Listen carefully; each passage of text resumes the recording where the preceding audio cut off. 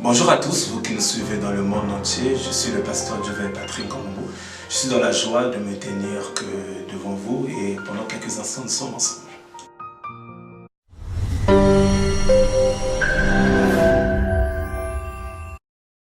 Alors, l'appel de Dieu, c'est une très bonne question. Ça remonte à plusieurs années de cela, plusieurs années, plus de dizaines d'années déjà. De cela, je me rappelle, j'étais encore très jeune. Et il y avait déjà mon père spirituel à qui Dieu parlait beaucoup de mon ministère et des hommes de Dieu qui venaient de l'extérieur, qui venaient confirmer à plusieurs reprises par des prophéties, des révélations ce ministère, des gens qui ont travaillé au sein de notre ministère, qui ont vu cela et quelques années plus tard en évoluant, le Seigneur lui-même m'est apparu dans mon sommeil pour me parler avec précision concernant les choses qu'il avait prévues que pour moi.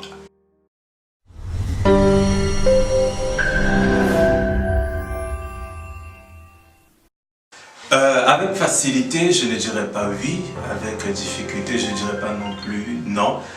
En fait, c'était pas évident dès le départ, mais avec l'aide, premièrement de ma mère, et avec l'aide de mon père spirituel, ainsi que les serviteurs qui étaient avec nous à l'époque, j'ai pu répondre facilement, parce que c'est vrai que j'étais très jeune, voir les réalités, les défis de ce qui nous attend dans le ministère. Donc c'était pas facile, mais j'ai bien été aidé dès le départ pour pouvoir répondre à cet appel.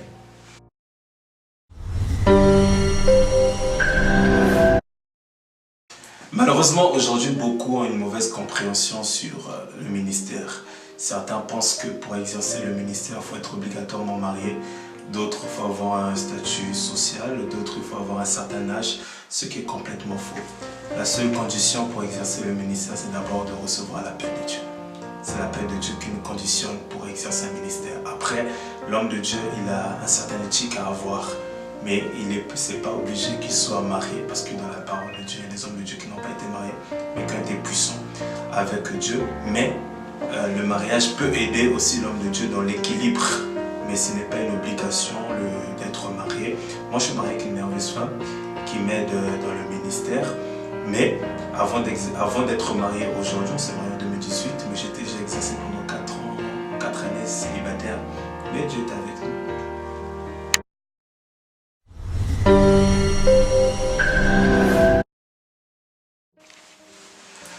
En fait, c'est une problématique qu'on a dans notre génération.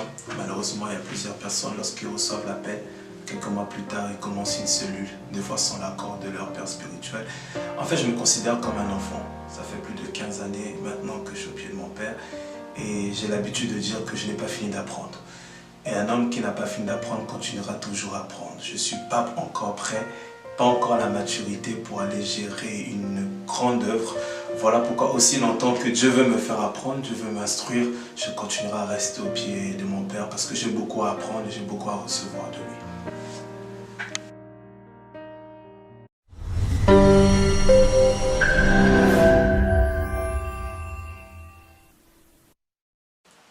Il est vrai qu'on a une relation très spéciale, lui et moi, parce que je le considère pas comme un ami. Je le mets à sa place de père et je reste à ma place de fils. Et c'est quelqu'un depuis mon très jeune âge qui m'a beaucoup aidé dans beaucoup de domaines de ma vie. Et je serai toujours reconnaissant. J'ai l'habitude de le dire partout où je vais, que je suis fier d'appartenir à la lignée spirituelle de cet homme et de sortir de ses entrailles. C'est un homme qui est positivement très mystique. Mystique dans le sens où quand on est à ses côtés, on ne cesse d'apprendre. Apprendre par son humilité, apprendre par ses valeurs, apprendre aussi par sa foi. C'est quelqu'un qui a une grande dimension de foi, il croit en tout, que Dieu est capable. Et ça, depuis plusieurs années de ma vie, ça m'aide, même dans les moments difficiles, de voir la foi de cet homme, dans les moments de tempête, de voir la foi de cet homme, un homme patient, un homme amoureux de Dieu, un homme qui aime la sainteté. J'ai l'habitude de dire, celui qui reste plusieurs années à ses côtés, tu dois aimer certaines choses, la sainteté, obéir à Dieu, parce qu'il est très rigoureux dans ce domaine-là.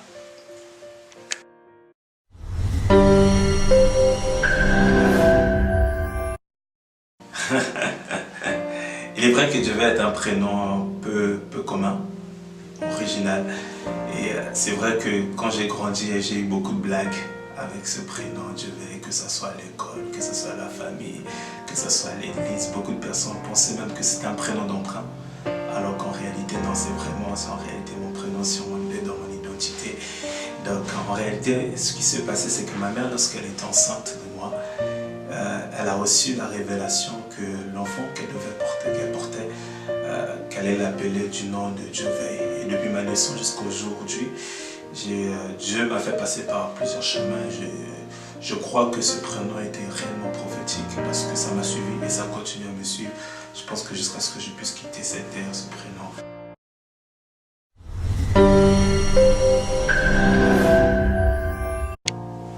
Très bonne question et c'est vrai que c'était une période difficile dans ma vie parce qu'il y a eu des amis avec qui on a fait des 400 coups, comme on peut dire, des amis de longue date avec qui on a grandi ensemble et c'était pas toujours évident de faire le choix de se séparer de certains amis parce qu'ils ne comprenaient pas ma foi chrétienne, ils ne comprenaient pas l'appel de Dieu, ils ne comprenaient pas le changement radical qui a pu avoir lieu. Je ne les ai pas voulu parce qu'ils ne comprenaient pas. On n'a pas le même esprit. Mais c'est vrai que c'était très difficile de pouvoir quitter certaines amitiés, quitter certains environnements. Mais il y a certaines personnes avec qui on a gardé des bonnes relations, malgré qu'on ne marche plus avant. Ça arrive toujours qu'on puisse prendre des nouvelles. Parce que c'est aussi des potentiels candidats au salut. Donc on peut quitter certains amis, mais il ne faut pas oublier de prier pour eux et de les aider par des conseils. Ce que je peux conseiller à quelqu'un qui a reçu l'appel de Dieu, c'est de suivre Dieu. Et même Christ nous a promis que le fait de le suivre, ça va nous faire perdre certains amis, certaines personnes, des membres de nos familles. Donc à cette personne-là qui a reçu l'appel de Dieu, vraiment écoute Dieu, suis Dieu et tu ne seras jamais déçu.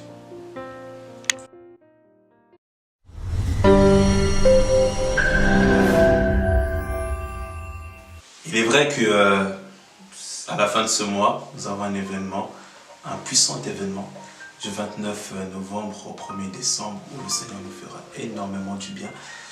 J'ai l'habitude de le dire, de le répéter. Nous ne faisons pas des événements pour faire des événements, pour rassembler du monde, non. Sinon, nous le ferons chaque week-end, des événements. Mais je crois qu'il y a des moments donnés dans le temps et dans l'histoire où Dieu appelle son peuple, rassemble son peuple, non seulement pour parler au cœur de son peuple, mais aussi pour faire quelque chose au milieu de son peuple. Et nous croyons, je le crois fermement, parce que j'ai pris le temps d'écouter Dieu dans sa présence, qui m'a clairement exprimé sa pensée, ses œuvres, qui m'a clairement montré ses œuvres, qu'il a préparées que pour ces 3 jours. Voilà pourquoi je mobilise le peuple de Dieu de venir premièrement apprendre, parce que nous allons parler des secrets, car très souvent des gens sont engagés dans des combats alors qu'ils ignorent qu'il y a l'art de combattre. Donc il faut maîtriser un certain art.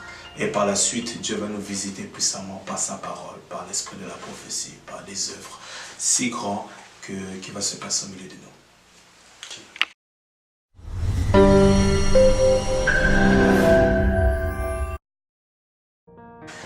Il y a des genres d'événements où j'associe d'autres onctions, des onctions de l'extérieur pour venir bénir le peuple de Dieu. Et il y a des genres d'événements où Dieu nous utilise personnellement pour bénir le peuple de Dieu.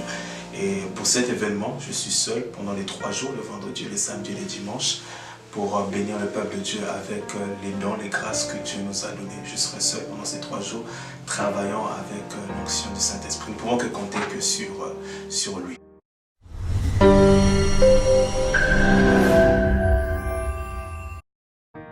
Alors je vous invite nombreux à venir pendant ces 3 jours. Dès le vendredi, nous aurons une veille de prière, mais puissante.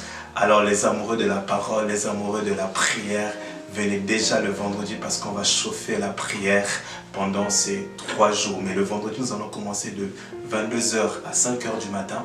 Le samedi, nous allons poursuivre de 14 h à 17 h et les dimanches, nous allons clôturer en apothéose de 9 h 45 à 13 h. Alors n'hésitez pas de venir avec la soif. N'hésitez pas de venir avec des amis, n'hésitez pas de partager l'information sur vos réseaux sociaux, sur les personnes qui sont autour de vous, parce que le Seigneur nous appelle à une autre dimension, à vivre vraiment des victoires. Il est vrai que la préparation est très importante. Vous savez, tout bon athlète, même pour une course de 10 secondes, il peut prendre des années de préparation de 2-3 ans pour courir pendant 10 secondes. Parce que la réussite de sa course dépend du niveau, de la profondeur de sa préparation. Il est vrai que je ne peux pas partager tous les secrets de la manière que Dieu nous prépare, mais nous avons une préparation avec le Seigneur et nous croyons aussi aux prières que vous pouvez faire que pour nous, les prières que le peuple de Dieu peut élever que pour nous, parce qu'il est vrai que je serai devant. Mais si tu pries pour moi, le Seigneur n'hésitera pas à nous faire du bien. Merci. À très bientôt.